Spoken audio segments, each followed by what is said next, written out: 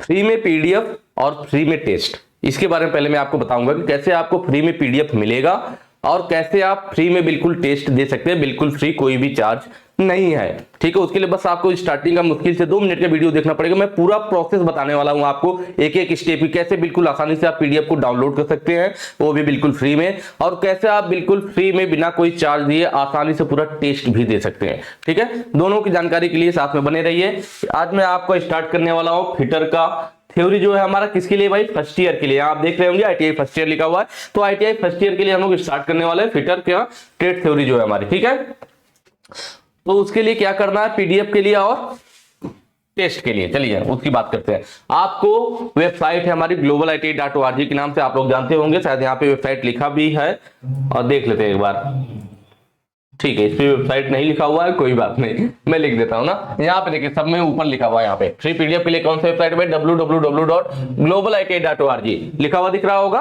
तो इस वेबसाइट पे जाकर के आप बिल्कुल आसानी से पीडीएफ और फ्री टेस्ट दे सकते हैं। कैसे करना है थोड़ा सा देख लीजिए यहाँ पे, उसके लिए ज्यादा कुछ कहानी नहीं है, बिल्कुल सिंपल है। आपको अपने गूगल में सर्च करना है ग्लोबल आईटीआई। भाई गूगल में क्या सर्च करेंगे आप लोग, ग्लोबल आईटीआई सर्च करेंगे। जैसे ही ग्लोबल आईटीआई सर्च करेंगे ना, आपको पहली वेबसाइट मिल जाएगी globaliti.org के नाम से। गूगल में अपने मोबाइल में सर्च कीजिए ग्लोबल आईटीआई, पहली वेबसाइट globaliti.org के नाम से मिलेगी। इस पर आपको क्लिक कर लेना है।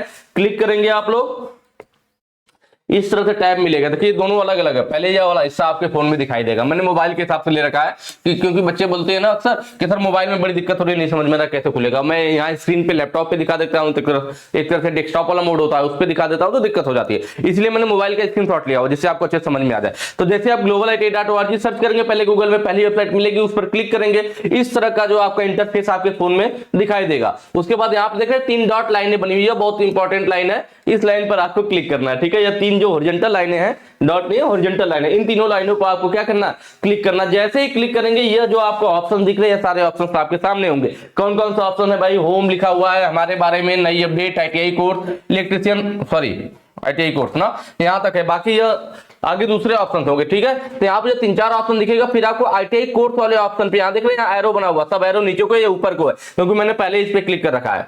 तो आपको होम, हमारे बारे में, नई अपडेट, जस्ट उसके नीचे क्या मिलेगा, आईटीआई कोर्स। कब मिलेगा यार, जैसे ही आपने इन 3 लाइनों पे क्लिक किया, क्लिक करते ही आपके सामने ये सब ऑप्शन आएंगे। यहाँ पे आपको चौथे नंबर पे दिखेगा आईटीआई कोर्स। आईटीआई कोर्स के साइड में एरो होगा, एरो पे आप क्लिक कीजिए। यहाँ एरो पे जैसे क्लिक करेंगे ना, इसमें कई सारे ऑप्शन आ जाएंगे, electrician theory, fitter theory, employability skill, workshop calculation, engineering drawing, electronic mechanic, सब कई सारे हैं। ठीक है, जिसकी आपकी जरूरत हो उस पर क्लिक करके पीडीएफ डाउनलोड कर सकते हैं, प्लस वहीं पे फ्री में टेस्ट भी दे सकते हैं। जैसे हम लोग फिटर के भाई, तो फिटर की बात करते हैं, तो यहाँ पे फिटर थ्योरी लिखा हुआ है, इस पर क्लिक कर लिया जाएगा। जैसे फिटर थ्योरी पे क्लिक करेंगे ना, फिटर थ्योरी पे क्लिक करेंगे, आपके सामने नीचे स्लाइड करने पे 2 ऑप्शन मिलेंगे, fitter theory first year, fitter theory second year. आप लोग फर्स्ट ईयर के हैं, फर्स्ट ईयर पे क्लिक कर लीजिए। फर्स्ट ईयर पे क्लिक करेंगे, नया टैब ओपन होगा। ठीक है, नीचे को स्लाइड करेंगे, देखिए यहाँ पे फिटर थ्योरी फर्स्ट ईयर लिखा हुआ है। यहाँ पर इसका सिलेबस सबसे पहले आप देख रहे हैं, fitter theory first year new syllabus, NSQF level 4 के हिसाब से सिलेबस यहाँ पे आप ले सकते हैं। इसके जस्ट नीचे ग्रीन कलर से है फिटर थ्योरी बुक पीडीएफ इन हिंदी डाउनलोड। इसमें पूरा पीडीएफ का बुक है, उसको भी चाहो तो आप डाउनलोड करके आसानी से पढ़ सकते हैं। पूरा बुक है, ठीक है, पीडीएफ का पूरा बुक ही है। आप यहाँ पे क्लिक करके पूरा पीडीएफ का बुक डाउनलोड कर सकते हैं, आपके सिलेबस के अकॉर्डिंग है। वहां से आप अपने से चाहें तो खुद से भी तैयारी कर सकते हैं, हालांकि इसकी जरूरत है नहीं क्योंकि हम लोग साथ में आए। ठीक है, मैं बताऊंगा क्या पढ़ना है। चलिए, बाकी आपके लिए मैंने दे रखा है सुविधा के लिए, किसी को अगर जरूरत हो तो यहाँ से बुक को ले सकता है वो। ठीक है, बाकी नीचे आ जाइए, fitter theory first year PDF लिखा है ना, यहाँ पे देख रहे हैं लगभग 10 पार्ट है, एक पार्ट में लगभग 50 क्वेश्चन है, लगभग 500 क्वेश्चन है आपको जो मुझे करवाने हैं। 50 ग्राम में 500, तो एक पार्ट में आपको कितना 50 क्वेश्चन मिल जाएगा। नीचे देखिए, अभी जाना नहीं, अभी मैं टेस्ट के बारे में बताऊंगा ना, अभी तो पीडीएफ की बात चल रही है। ये देखिए फिटर प्रीवियस ईयर, जैसे नीचे स्लाइड करेंगे और भी ऑप्शन मिलते जाएंगे, नीचे स्लाइड करना बहुत कुछ मिलेगा।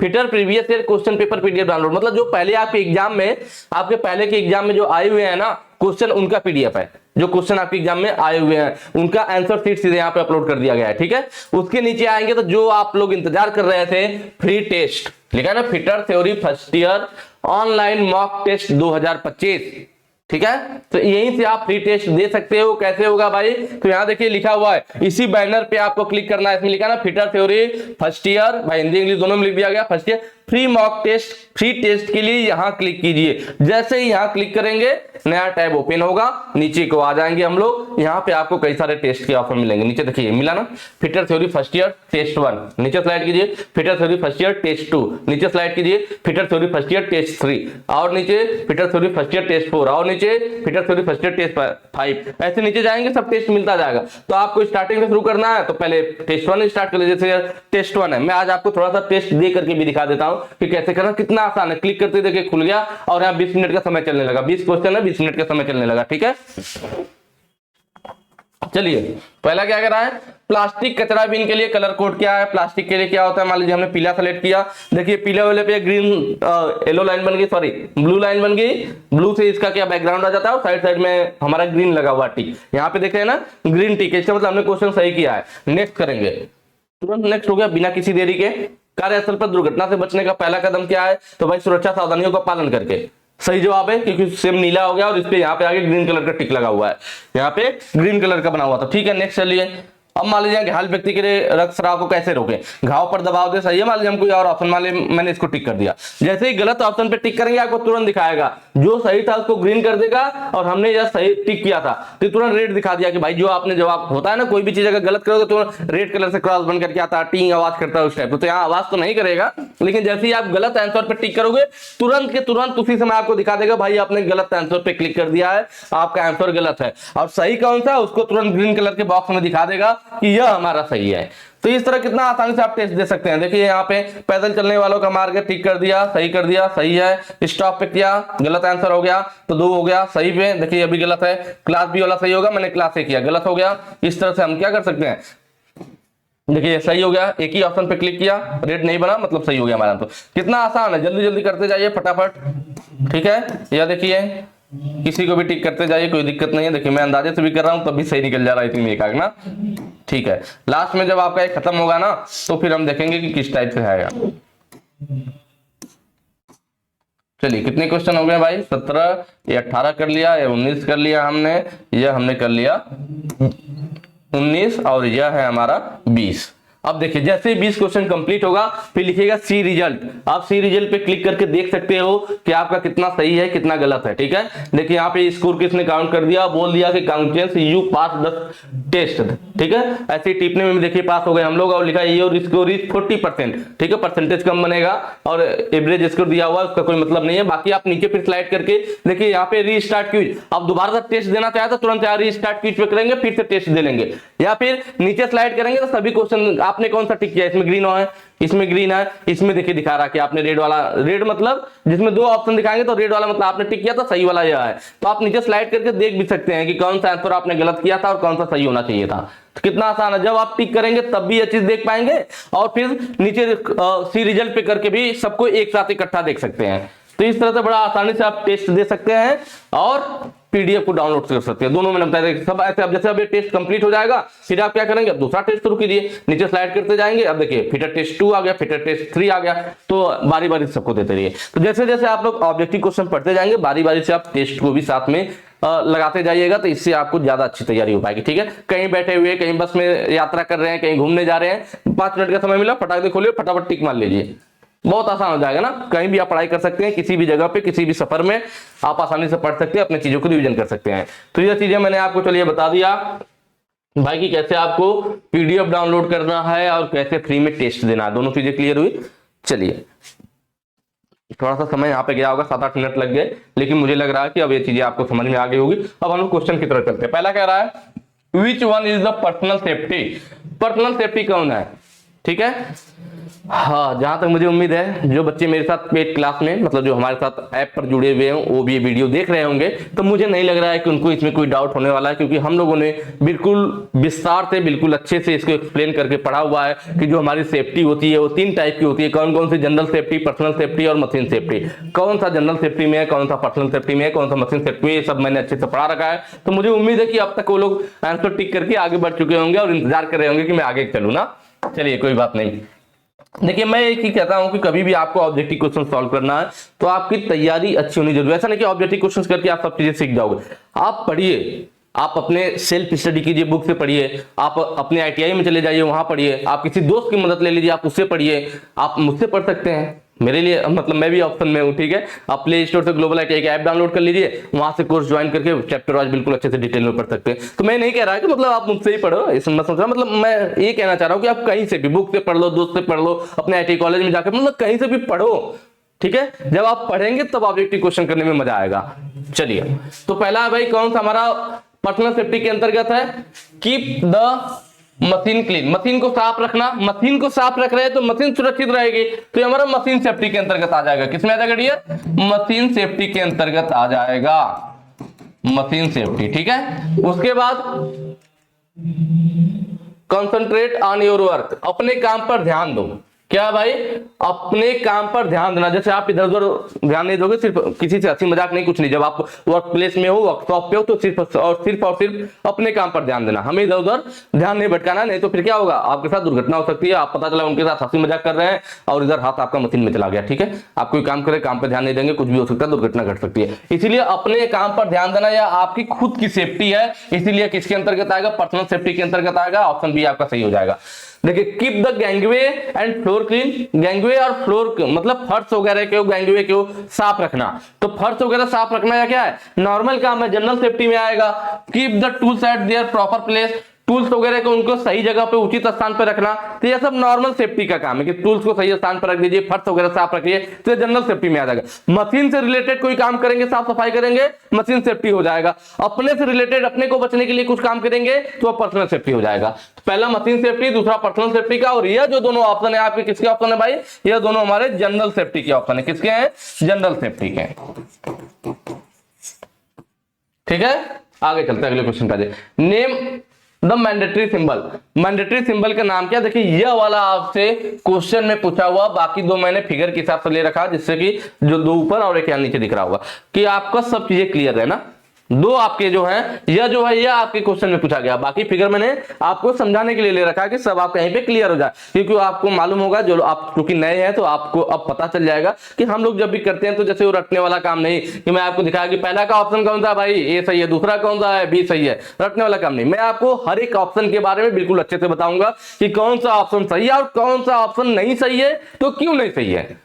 तो थोड़ा सा समय लगेगा, इस बात को ध्यान दीजिएगा आप लोग। तो ये मत सोचिएगा कि अरे यार सर तो पता चला कि 30 मिनट 40 मिनट 15 क्वेश्चन में लगा दे। नहीं, आपको लगेगा कि मैं 15 क्वेश्चन सॉल्व करा रहा हूं, लेकिन हम लोग चारों ऑप्शन भी साथ में सॉल्व करते हैं, तो 15 चौको 60, मतलब आपको लगेगा 15 क्वेश्चन है, लेकिन जनरली आप एक्चुअली में कितना कर रहे होंगे, आप लगभग 60 क्वेश्चन सॉल्व कर लेंगे। ठीक है, तो इस बात को ध्यान रखिएगा कि जो मैंने समय लिया आपको, उस समय में मैंने आपको 60 क्वेश्चन सिखाए हैं, 15 नहीं। चलिए, यह किसका सिंबल है भाई? तो यह देखिए, जो हमारा सिंबल है ना, यह होता है हमारा गिवअवे का। ठीक है, गिवअवे का मतलब होना है रास्ता दीजिए। ठीक है, और यह जो सिंबल होता है, आपने रोड वगैरह पे देखा होगा, रोडों पे जगह जगह लगा रहता है, स्टॉप का सिंबल होता है ना। किसका सिंबल होता है डियर? स्टॉप का, कि मतलब अगर कहीं पे यह सिंबल लगा हुआ तो आपको रुकना है, स्टॉप, रुकने का। और यह गिवअवे, रास्ता देने का। ठीक है, लेकिन दिक्कत क्या आती है इन दोनों में, थोड़ा सा मैं पहले बताऊंगा आपको ध्यान से। आपके जो है निम्मी जो है ना, निम्मी ने बहुत बड़ी गलती कर रखी है अपने पीडीएफ में ही, सिर्फ नहीं अपने बुक में भी। इनका जो बुक है ना, बुक में भी उन्होंने क्या किया है कि इस वाले को गिवअवे बोल दिया है और इसको स्टॉप बोल दिया, जबकि एक्चुअल में क्या है? एक्चुअल में हमारा गिवअवे ये वाला है और स्टॉप यह वाला सिंबल है।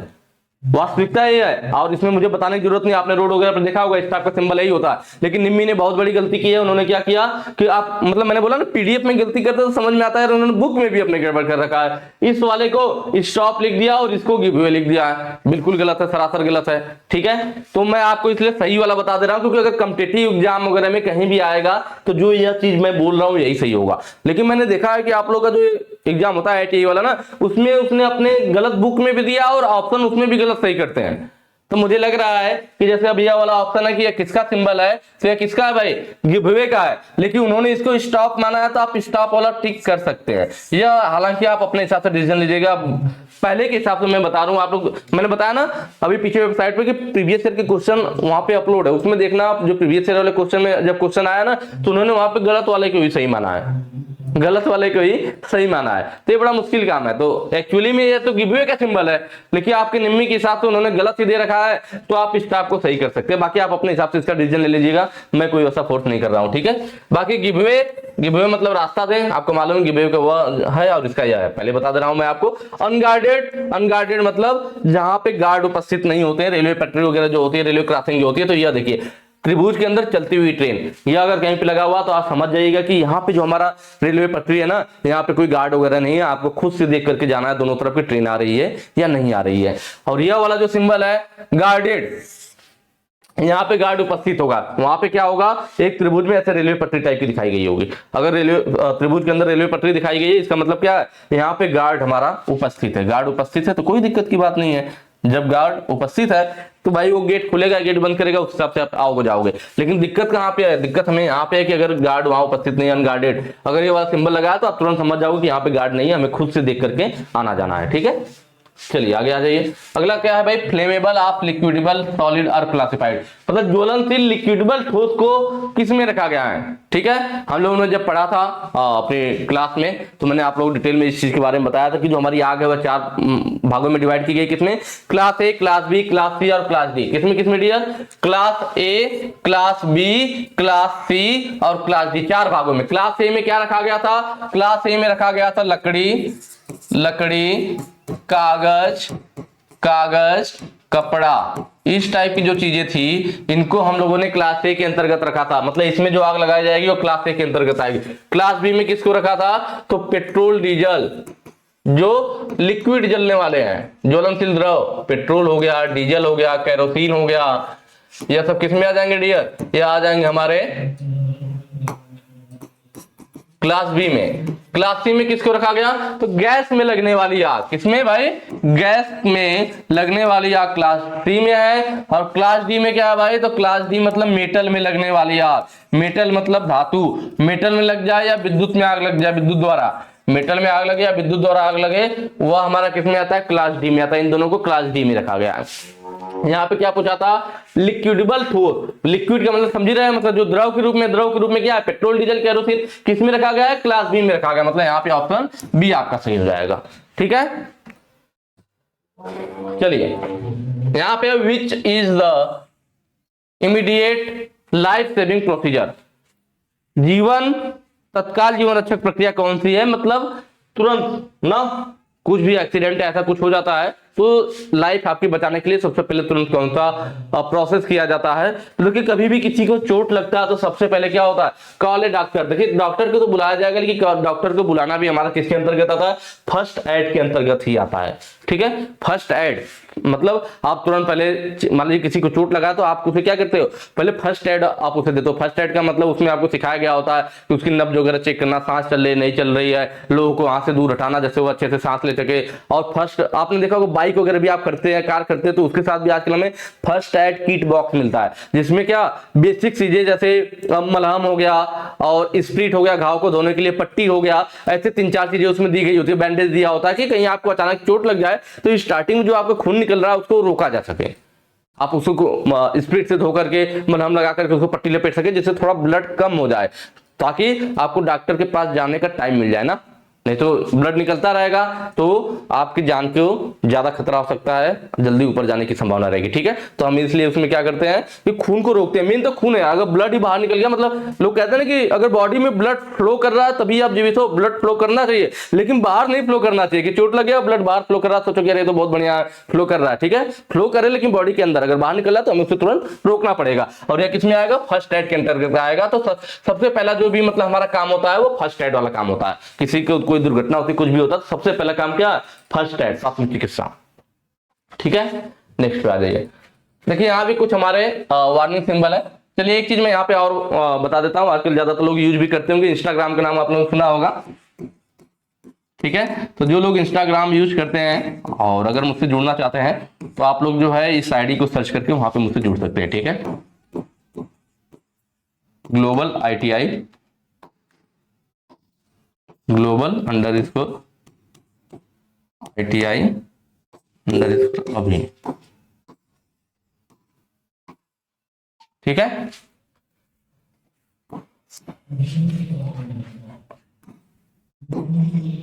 ये आईडी सर्च करेंगे तो वहां पे मैं मिल जाऊंगा आपको, ठीक है। तो जो लोग जुड़ना चाह रहे हैं तो वहां पे मुझसे जुड़ सकते हैं। बाकी होगी पर्सनल बातें, हम लोग बात करते हैं अभी क्वेश्चन का कि नेम द वार्निंग साइन की, इस चेतावनी प्रतीक का नाम बताइए। तो इसमें देखिए सबसे पहले क्वेश्चन में क्या दिया, क्वेश्चन में यह वाला दिया हुआ है, ठीक है। क्वेश्चन में इसको दिया, बाकी मैंने तीनों क्यों ले रखा, जिससे आपको समझ में आ जाए, जिससे आपको समझ में आ जाए। तो इसमें क्या है भाई, पहला है क्या दिखाया हुआ, त्रिभुज है और उसमें ट्रेन चल रही है। क्योंकि हमने क्या किया था अभी पीछे हम लोग हर एक ऑप्शन को भी सॉल्व कर रहे थे, इस वजह से आपको इसका पता चल गया होगा कि इसका ऑप्शन क्या है। इसीलिए हम लोग सारे ऑप्शन सॉल्व कर रहे हैं ना, कि अगर मान लीजिए आपके एग्जाम में किसी वजह से क्वेश्चन को थोड़ा बहुत बदलता भी है तो आपको दिक्कत नहीं आने वाला है, बहुत आसानी से आपका काम बन जाएगा, सही हो जाएगा, ठीक है। तो यहाँ पे देखिए क्या ट्रेन है और एक त्रिभुज के अंदर ट्रेन चलती हुई दिखाई जा रही है, तो इसका मतलब क्या है, अनगार्डेड वाला है। अभी हमने पीछे बात किया था अनगार्डेड। स्कूल कितना आसान है, इस त्रिभुज में देखिए एक बच्चा बैग लेकर के जा रहा है, बच्चा बैग लेकर के कहां जाएगा, स्कूल जाएगा, इसका मतलब स्कूल का सिंबल है। गार्डेड यह वाला, जहां मैंने बताया ना त्रिभुज के अंदर सिर्फ पटरी दिखाई गई, रेलवे पटरी दिखाई गई, इसका मतलब क्या है, गार्डेड है, यहां पे गार्ड उपस्थित है, ठीक है। उसके बाद लास्ट क्या है, पेडेस्ट्रियन क्रॉसिंग, पैदल चलने वालों को मार्ग। यह देखिए कितना आसान है, इसको भी पहचाना रखने वाली चीज ही नहीं है। एक बच्चा पैदल चलते हुए दिखाया जा रहा है, वो भी ऐसे मार्ग टाइप का एक रास्ता बना हुआ, उसके पैदल चल रहा है, तो यह क्या होगा, पैदल चलने वालों का मार्ग, या पेडेस्ट्रियन कह सकते हैं ना, पेडेस्ट्रियन क्रॉसिंग। दरअसल शहरों में होता है, जब हमारा हाईवे वगैरह होते हैं ना, कई सारे गाड़ियां कई लेन के हाईवे जा रहे हैं, गाड़ियां जा रही है, तो जब शहरों में लोग आवागमन होता है, इस पार से उस पार जाना होता है, तो ऐसे मुश्किल हो जाएंगे, गाड़ियां अपनी स्पीड में निकलेंगी हाईवे पे, आप क्रॉस कैसे करोगे। तो इसीलिए ऐसा नहीं कि हर एक कोई यहाँ से क्रॉस कर रहा है, कोई वहां से क्रॉस कर रहा है, तब भी दिक्कत है, फिर हाईवे पे इंसान चलेगा कैसे गाड़ी लेकर के। तो इसके लिए क्या किया जाता है, जो हाईवे होते हैं ना, चौराहे के आसपास जहां क्रॉस करना है, ऐसी जगहों पे क्या करते हैं, उस रोड पे ऐसे जेब्रा क्रॉसिंग बना होता है, ऐसे जो रोड जा रही है तो ऐसे जेब्रा क्रॉसिंग बना होगा, या रोड इधर से आ रही है, ठीक है, जा रही है, तो यहाँ जेब्रा क्रॉसिंग, मतलब अगर आपको रोड को क्रॉस करना है तो जेब्रा क्रॉसिंग के सामने आएंगे और उसके बाद ही क्रॉस करेंगे। ऐसा नहीं कि जहां से मन किया वहीं से रोड क्रॉस कर दिया। तो इसको जेब्रा क्रॉसिंग भी कई जगहों पे बोलता है, क्या बोलता है, जो पेडेस्ट्रियन क्रॉसिंग है ना, जेब्रा क्रॉसिंग बोला जाता है। मतलब जहां पर हाईवे पे जहां ऐसा सिंबल बना होगा तभी आप सड़क को क्रॉस करोगे, वो भी उसी के ऊपर से। इसलिए पैदल चलने वालों का मार्ग बोला जाता है, कि गाड़ी वगैरह आ रही है तो वहां गाड़ी रुक जाती है, धीमे हो जाती है, वहां रुक जाती है, और फिर पैदल चलने वाले आसानी से रास्ता को पार कर लेते हैं। चलिए अगले पे आ जाइए। अगला है लकड़ी की अग्नि, या कागज का, या कपड़ा, या क्या रहेगा डियर, कपड़ा रहेगा ना, कपड़े की अग्नि, कपड़े के कारण लगी आग। अभी मैंने आपको बताया लकड़ी कागज कपड़ा किसमें होता है भाई, क्लास ए में रखा गया है, ऑप्शन ए सही हो जाएगा। क्लास बी में आपका diesel petrol kerosene, class C में गैस में लगने वाली आग, और क्लास डी में क्या है भाई, क्लास डी में है जो हमारा मेटल है और विद्युत है, अभी पीछे बात हुई थी। नेक्स्ट पे आ जाइए। अगला है which fire extinguisher filled with carbon tetrachloride, कौन सा हमारा फायर एक्सटिंग्विशर है जो कार्बन टेट्राक्लोराइड एंड ब्रोमोक्लोरोडिफ्लोरोमेथेन से भरा होता है, ठीक है। चलिए उससे पहले मैं आपको यहाँ पे थोड़ा सा बता देता हूँ उसके बारे में। देखिए हमारी आग कौन कौन सी है, class A, class B, class C, class D. थोड़ा सा यहाँ मैं लिख देता हूँ ना, ज्यादा क्लियर हो जाएगा आप लोगों का। Class A, class B, class C और क्लास डी, ये हमारे चार आग हो गई ना। मैंने बताया कि ए वाले में हमारा क्या है भाई, ए वाले में लकड़ी, कपड़ा, कागज में लगने वाली आग। बी वाले में क्या बताया कि जो हमारे लिक्विडेबल है, जो द्रव के रूप में है, जैसे डीजल, पेट्रोल, कैरोसिन, ये सब हमारे बी में आते हैं, ठीक है। सी वाले में बात करें तो सी में हमारा गैस में लगने वाली आग, और डी की बात करें तो मेटल और विद्युत में लगने वाली आग, इन दोनों को इसमें रख। कई जगहों पे ना विद्युत वाले को ई में रख देता है, इलेक्ट्रिसिटी और ई से विद्युत वाले को, लेकिन ज्यादातर निम्मी के हिसाब से देखा जाए तो आपके यहाँ पे क्या रखा हुआ है, इसको डी में रखा हुआ है, तो हम लोग इसी को ध्यान रखेंगे, ठीक है। यह तीन चीजें हो गई। अब बात आती है, देखिए जब आग लग गया, कहीं पे आग लग गया तो आग बुझाने की भी बात आएगी। तो आग बुझाने के लिए फायर एक्सटिंग्विशर यूज किए जाते हैं। क्या यूज किया जाते हैं भाई, आग को बुझाने के लिए यूज किया जाता है फायर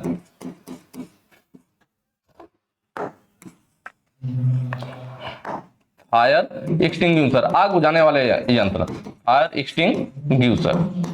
आग बुझाने वाले यंत्र, ठीक है। किसके लिए क्या यूज करते हैं उसको देख लेते हैं हम लोग। जैसे हमारा क्लास ए में जो आग लगता है उसको बुझाने के लिए जो हम लोग फायर एक्सटिंग्विशर यूज करते हैं वो पानी का बौछार होता है। कौन सा भाई? पानी का बौछार यूज करते हैं क्लास ए में लगी आग को बुझाने के लिए। क्लास बी में लगी आग को बुझाने के लिए हम लोग यूज करते हैं फोम टाइप वाला एक्सटिंग्विशर, या CO2 भी यूज कर लिया जाता है कभी कभी, फोम टाइप, ठीक है। जो लोग मेरे साथ क्लास में जुड़े हुए हैं, ग्लोबल IT ऐप पे जुड़े हुए हैं, वो लोग कमेंट करके आज जरूर बताइएगा, जेन्युइन कमेंट दीजिएगा कि मजा आ रहा है कि नहीं सॉल्व करने में। आप लोगों को मैंने ये अच्छे से बता रखा है, ठीक है। तो एक बार कमेंट जरूर कीजिएगा, मुझे इंतजार रहेगा। चलिए बाकी foam type extinguisher, foam type का मतलब क्या हो गया भाई? झाग वाला, ठीक है। उसके बाद जो हमारा सी है गैस में लगने वाली आग, इसको बुझाने के लिए ड्राई पाउडर एक्सटिंग्विशर। इस पॉइंट को नोट कीजिएगा, सब इंपॉर्टेंट है। मेटल या विद्युत में लगी आग को बुझाने के लिए हम लोग हैलोन एक्सटिंग्विशर या फिर CTC बोलते हैं। क्या बोलते हैं भाई? हैलोन एक्सटिंग्विशर या फिर CTC।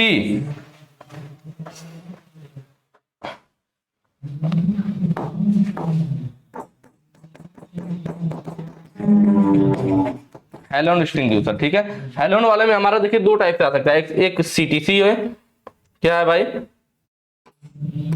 CTC बोलते हैं, और एक होता है हमारा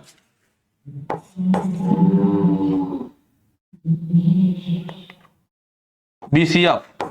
दो होगा, ठीक है, CTC और BCF। CTC में क्या होता है हमारा? Carbon tetrachloride. ध्यान दीजिएगा, इसका फुल फॉर्म क्या होता है CTC वाला? Carbon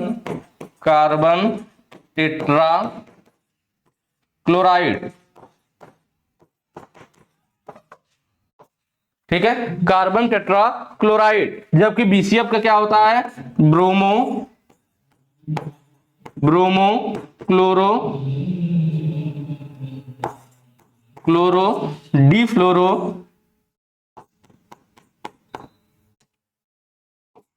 डिफ्लोरो methane.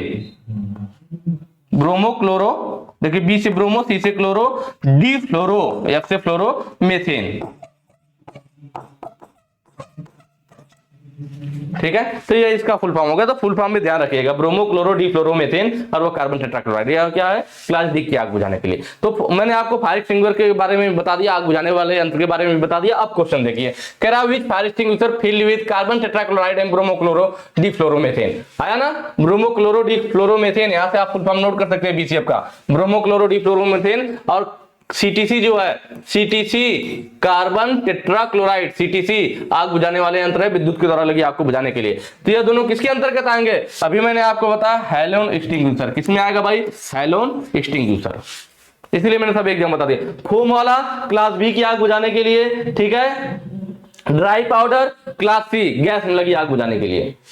कार्बन डाइऑक्साइड वाला भी क्लास B के लिए कभी कभी यूज कर लेते हैं, ठीक है। ये किसको बुझाएगा? यह क्लास, भाई फोम वाला है तो क्लास B को बुझाएगा ना, क्लास B को। और ये ड्राई पाउडर है तो क्लास C को बुझाएगा। किसको? क्लास C को। हैलोन एक्सटिंग्विशर क्लास D को बुझाने के लिए। किसको बुझाने के लिए भाई? क्लास D को बुझाने के लिए।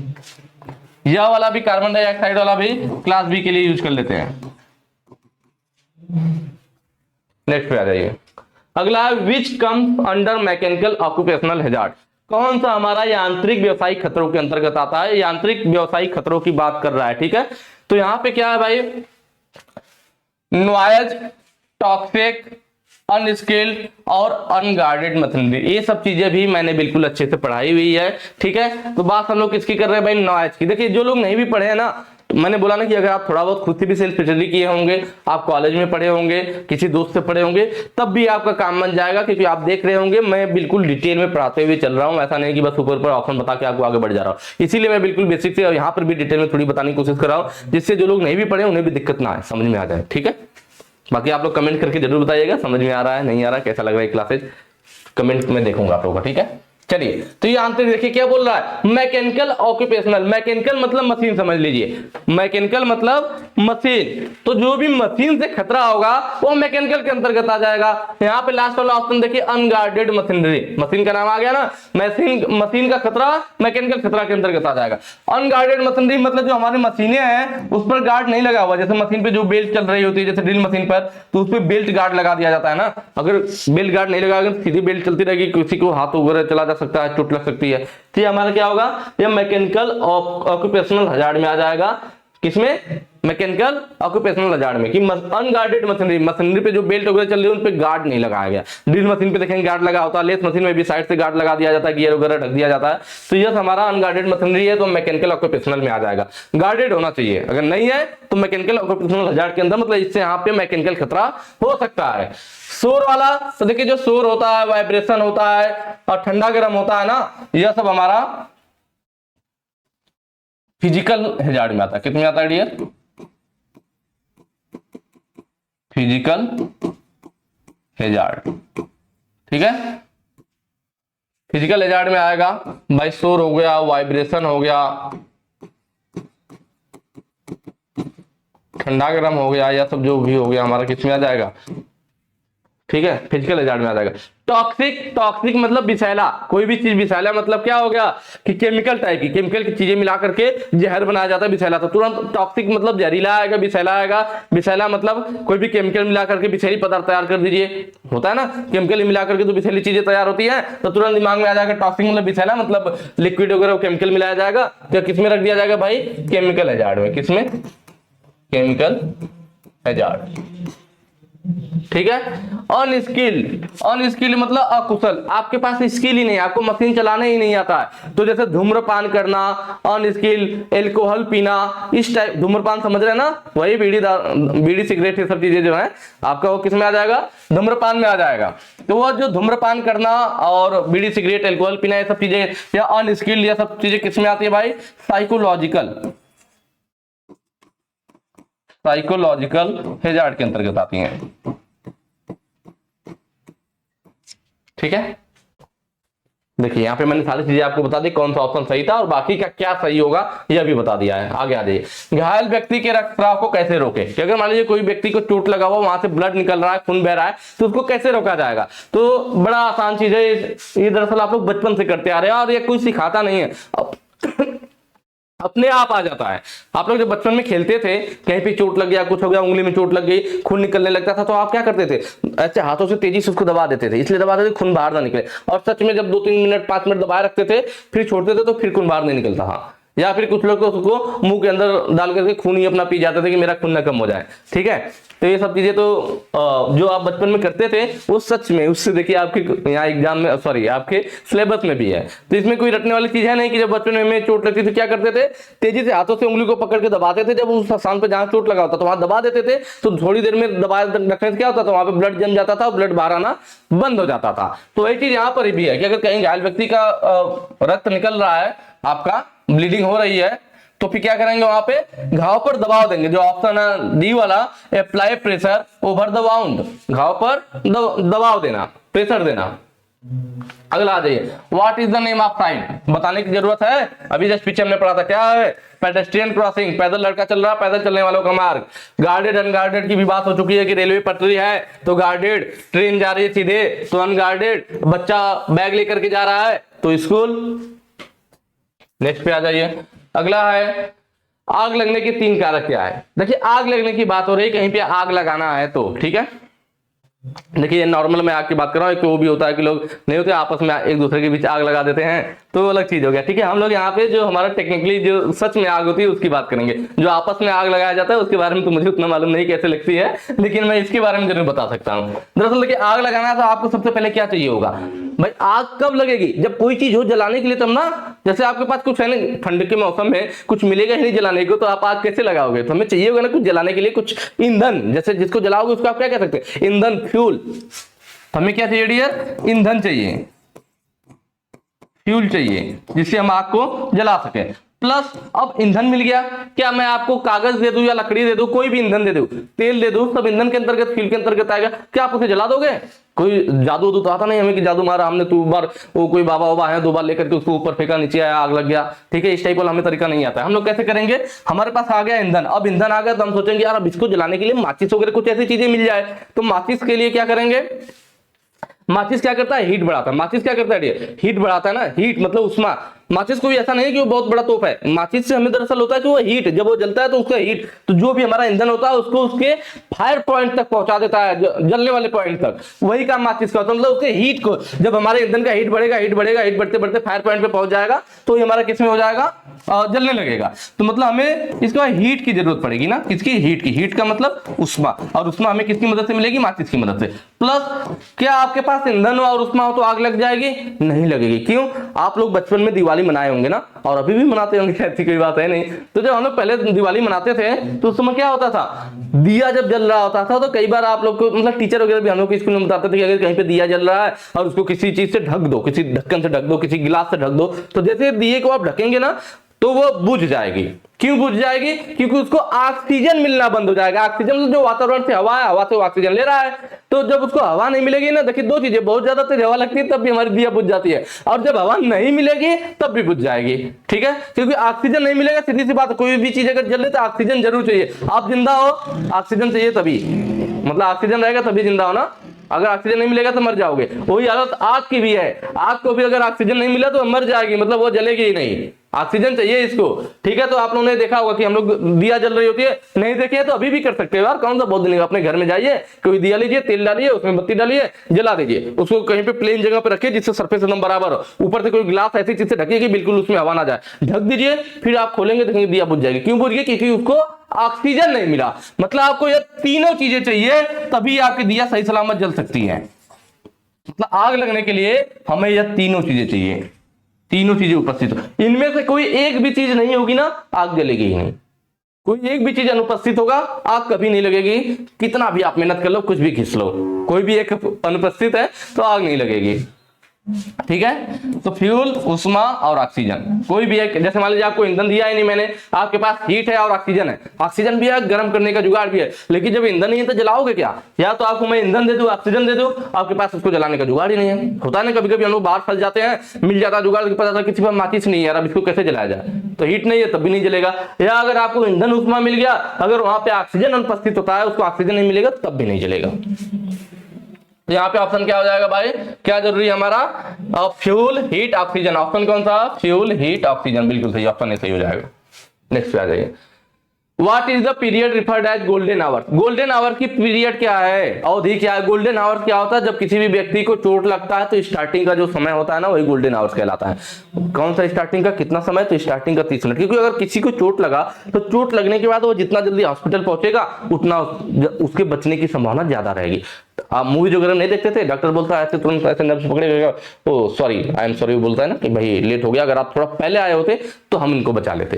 तो मतलब वही, जब चोट लगता है ना, चोट लगने के बाद, एक्सीडेंट होने के बाद स्टार्टिंग का जो 30 मिनट होता है वो बहुत ही ज्यादा महत्वपूर्ण होता है। उसमें जितना जल्दी आप डॉक्टर के पास पहुंचेंगे उतना ज्यादा आपका परसेंटेज बढ़ जाएगा आपके बचने का। तो उसी को गोल्डन आवर्स बोला गया। क्या बोला गया डियर? Golden hour. तो स्टार्टिंग में देखिए लिखा है ना, घटना के बाद का पहला 30 minute, first 30 minute after incident. अगर आपका इंसिडेंट होता है, कोई घटना होती है, उसके बाद का जो पहला 30 मिनट होता है वो बहुत ज्यादा इंपॉर्टेंट होता है। जितना जल्दी आप डॉक्टर तक पहुंचेंगे, अस्पताल तक पहुंचेंगे, उतना ही आपके बचने की संभावना बढ़ जाएगी। ठीक है, और उसके बाद देखिए फर्स्ट 30 मिनट लिखा, पहले 30 मिनट। कौन सा पहला 30 minute?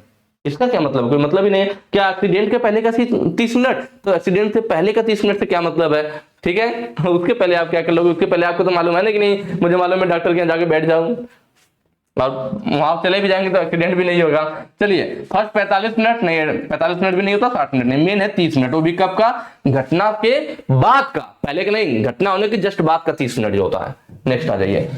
What is the first step of avoiding accident in workplace?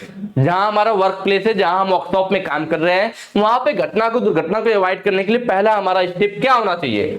ठीक है, यहां पे देख सकते हैं हम लोग बी वियरिंग सेफ्टी इक्विपमेंट, चलिए ये भी चीज ठीक है। Doing thing in one way by observing safety precaution, main देखिए सबसे यही है, बाय ऑब्जर्विंग सेफ्टी प्रिकॉशन, सुरक्षा सावधानियों का पालन करके। देखिए अगर आप सुरक्षा सावधानियों को पालन करेंगे तो आप सुरक्षा उपकरण भी पहनेंगे, अपनी चीजों को सही तरीके से भी करेंगे, क्योंकि सुरक्षा सावधानियों का पालन करना आपको सेफ्टी प्रिकॉशन कहीं भी देखते हैं। हमने जब चैप्टर स्टार्ट किया था आप लोगों का, ठीक है, क्लासेज में ऐप पर जब हमने क्लासेज में स्टार्ट किया था तो वहां पर भी मैंने पहले क्या बताया था, सेफ्टी प्रिकॉशन ही पढ़ाया था। आप वर्कशॉप में जाओगे, वर्कशॉप के बाहर भी देखोगे बैनर लगा होगा, वहां सेफ्टी प्रिकॉशन लिखा होगा, क्योंकि सबसे पहले आपको सेफ्टी प्रिकॉशन जानना जरूरी है, और सिर्फ जानना नहीं उसका पालन करना जरूरी है।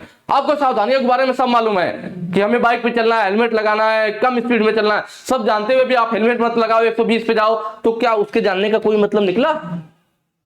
मतलब कब निकलेगा? जब उसका पालन करेंगे। इसीलिए बोला यहाँ पे क्या है, सुरक्षा सावधानियों का पालन करके, ना कि जानकर। जानने से कुछ नहीं होगा, उसका पालन करके आप उस दुर्घटना का से बचने के लिए पहला कदम उठा सकते हो, आप बच सकते हो उससे। आगे आ जाइए, कह रहा है यह प्रतीक क्या दर्शाता है? यह सब मैंने बता रखा है आप लोगों को। मैंने बताया था कि यह असली सिंबल किसका है, यह स्टॉप का है, और यह किसका था भाई, यह गिवअवे का था, गिवअवे का था। लेकिन आपके एग्जाम में क्या करता है, एग्जाम में उल्टा कर देता है। एग्जाम में इसको गिवअवे मान लेता है, इस वाले को गिवअवे मान लेता है, और उसको स्टॉप मान लेता है। ठीक है, तो इसलिए मैंने कहा था कि आपके आंसर की वगैरह में भी अभी ऐसे ही दे रहा है, उल्टा ही देता है, क्योंकि उसने अपने बुक में गलत दे रखा है। तो आप इसको अपने हिसाब से डिसीजन लीजिएगा कि आपको कौन सा सही करना है। ठीक है, मेरे ख्याल से जो गलत दिया है गलत के हिसाब से कर लीजिए, शायद ज्यादा चांस रहेगा सही होने का। बाकी सही कौन सा, या स्टाफ का, वो गिवअवे का। सही वाला मैंने बता दिया है। आप एग्जाम में, आईटी एग्जाम में ऐसा कर सकते हैं, ठीक है, लेकिन कहीं आप कॉम्पिटिटिव का एग्जाम देंगे तब ऐसा नहीं करना है, वहां बिल्कुल सही होगा। वहां जो सही वाला है, सही वाले को सही कीजिएगा। देखिए पैदल चलने वालों का मार्क बिल्कुल सही, एक बच्चा पैदल चल रहा है, या पैदल चलने वालों का मार्क हो गया। भैया देखिए ओवरटेकिंग प्रोहिबिटेड, मतलब जहां पर यह सिंबल बना होगा, यह बता रहा है कि यहाँ पे ओवरटेकिंग करना मना है। कई जगहों पे गाड़ियां जा रही होती है तो यह सिंबल बना होता है। ओवरटेकिंग समझ ना, कि एक कार आगे जा रही है आपके, ये हमारी कार जा रही है, यहाँ पे एक कार यहाँ है और एक कार इसके पीछे है। अब यह कार क्या करेगी, इसकी यह 80 की स्पीड से चल रहे हैं या 100 की स्पीड से आ रहे हैं, तो यह क्या करेंगे, इसको क्रॉस ओवरटेक करके इसके आगे आकर के फिर जाने लगेंगे। तो जब कोई कार इसको मतलब पीछे करके, इसको पछाड़ करके आगे निकल जाती है, उसी को ओवरटेकिंग कहते हैं। तो जहां पर यह सिंबल बना हुआ उसका मतलब आप भी अपनी स्पीड कम कर लीजिए, यहाँ पे ओवरटेकिंग करना मना है, यहाँ पे आप ओवरटेक नहीं कर सकते हैं। तो वही है, यहाँ पे देखिए, यहाँ पे दिखा रहा है कि एक एरो की सीधी गाड़ी जा रही है और दूसरी गाड़ी इसको क्रॉस करने की कोशिश कर रही है, तो इसको काट दिया कि नहीं भाई क्रॉस नहीं करना है, यहाँ पे ओवरटेकिंग निषेध है, यहाँ पे ओवरटेक नहीं करना है। अगले पे आ जाइए, what is the colour code of bin for waste paper segregation? ठीक है, बेकार कागज अलगाव के लिए डिब्बे का कलर कोड क्या है? देखिए बेकार कागज, मैंने अपनी क्लासेज में इस चीज को अच्छे से बताया। भाई क्या बताया था मैंने आपको, तरीका भी बताया था कैसे याद रहेगा आपको। कैसे याद रहेगा, मैंने बोला था कि भाई कागज, कागज से आपको क्या याद आ जाएगा डियर, कागज से आपको याद आएगा कि जो हमारा कागज होता है ना, कागज पे हम लोग कौन सी पेन से लिखते हैं? कागज पे तो कहोगे मैं रेड से भी लिखता हूं, कोई बोलेगा मैं ग्रीन से लिखता हूं, कोई बोलेगा मैं ब्लैक से लिखता हूं, लेकिन फिर मैं वहां पे आप लोगों को फंसा दूंगा। मैं क्या बोलूंगा, मैं बोलूंगा कि कागज पर सबसे ज्यादा कौन सी कलर की पेन यूज की जाती है? पूरी दुनिया में बात कर लीजिए, पूरे देश में, स्टेट में कहीं भी बात करिए, कागज पर सबसे ज्यादा कौन सी कलर की पेन यूज की जाती है, तब आप बताओगे कि अरे यार कागज पे तो सबसे ज्यादा हम लोग नीले वाली पेन से लिखते हैं। किससे लिखते हैं? नीले वाले पेन से लिखते हैं। तो यहाँ पर भी उसका ऑप्शन वही सही होगा कि जो कागज होता है उसके लिए नीले कलर का डस्टबिन यूज होता है। इससे क्या रहेगा, आपको याद आ जाएगा, भूलोगे नहीं। जब भी कागज आएगा बस आपको ये सोचना कि कागज है तो उस पर हम लोग कौन सी कलर की पेन सबसे ज्यादा यूज करते हैं, नीला कलर की पेन यूज करते हैं, तुरंत यहाँ पे नीला हमें टिक कर देना है, सही हो जाएगा, ब्लू नीला। उसके बाद कागज की तो बात होगी, कागज वाला ऑप्शन कौन सा है, नीला निकल गया, बिल्कुल सही है। फिर बारी आएगी किसका, अब कहोगे लाल किसका है, तो लाल होता है हमारा किसका, मेटल का। मेटल मतलब धातु, मेटल जानते हैं ना, मेटल, मेटल धातु। धातु हमारे कौन से कलर के भाई, रेड कलर के। लाल कैसे याद आएगा, तो मैंने आप लोगों को पहले भी बता रखा है कि कभी भी आप मेटल को, किसी भी धातु को गर्म करेंगे, गर्म करने पे वो बिल्कुल लाल हो जाती है। मेटल जब गर्म किया जाता है तो लाल हो जाता है। तो यहां से आपको याद आ जाएगा कि मेटल जो होता है हमारा लाल कलर का होता है, धातु कलर का होता है। ठीक है, जो धातु या मेटल होती है वह लाल कलर के डस्टबिन में रखी जाती है। डस्टबिन देखिए यहाँ पे क्या, डिब्बे में मतलब जो हमारा कचरा होगा, जो डस्टबिन होगा, किस चीज को, जैसे आप लोग पढ़ते हैं ना कि गीले कचरे को हरे वाले में डस्टबिन में डाले, सूखे को नीले वाले में डाले, तो उसी टाइप से अलग अलग डस्टबिन बनाया गया था। क्योंकि जब हम लोग इनका स्क्रैप तैयार करते हैं ना, तो इनको दोबारा रिसाइकलिंग वगैरह भी चाहे तो कर सकते हैं, या उनका कहीं निपटान करना है तो उसके लिए हमें क्या करना पड़ेगा, सब मेटल अलग अलग सबको एक ही में डाल देंगे, कागज लोहा कांच सब एक ही में मिला रखे हो तो फिर उसका डिस्पोजल करना थोड़ा मुश्किल काम हो जाएगा। इसीलिए सबको अलग अलग रखा जाता है, सबका स्क्रैप अलग अलग डस्टबिन में होता है। तो इस हिसाब से इंडस्ट्री में डस्टबिन की कलर बनाई गई है जिससे आप उसको अलग अलग कर सको। ठीक है, ब्लैक कलर है, काला वाला है ब्लैक। एक मिनट देखिए, जो काला कलर है ना, ये खाद्य सामग्री के लिए होता है, तो आपको इसका ध्यान आ जाएगा खाद्य सामग्री की। अब जब मार्केट में जाते हो, जब पार्टी वाली सामान खरीदने जाते हो, तो कौन सी कलर की पॉलिथीन में मिलता है, वो ब्लैक कलर की पॉलिथीन में मिलता है। ठीक ना, पार्टी का मतलब आप लोग समझ रहे होंगे, मुझे नहीं लग रहा है इतनी बताने की जरूरत है। तो जब आप लोग पार्टी वाला सामान खरीदने जाते हो तो मैक्सिमम आपको ब्लैक कलर की पॉलिथीन में देगा, तो इससे आपको याद आ जाएगी खाने वाली सामग्री ब्लैक कलर के डस्टबिन में। ठीक है, चलिए, यह जी से ग्रीन है और जी से ग्लास होता है ना, ग्लास का मतलब कांच, तो जी से ग्रीन और जी से ग्लास, थोड़ा आपको ध्यान आ जाएगा कि भाई ये किसके लिए, तो जो कांच होता है वह हरे कलर की डस्टबिन में, किसमें, हरे कलर की डस्टबिन में। कागज क्या हो गया, मेटल का हो गया, खाद्य सामग्री ग्लास। ठीक है, ये सब चीजें मैंने, प्लास्टिक का भी कई बार पूछता है, किसका डियर, प्लास्टिक का, तो पी से प्लास्टिक हो गया और पी से पीला हो गया, तो मतलब प्लास्टिक को कौन से कलर के डस्टबिन में रखा जाएगा, पीले कलर की डस्टबिन में रखा जाएगा। ठीक है, क्लियर है, कागज, मेटल, खाद्य सामग्री, ग्लास और प्लास्टिक, पी से प्लास्टिक और पी से पीला, तो इस तरह से आपको ध्यान रहेगा। मैंने सबका बता दिया आपको यहाँ पे, जो जो था आपका।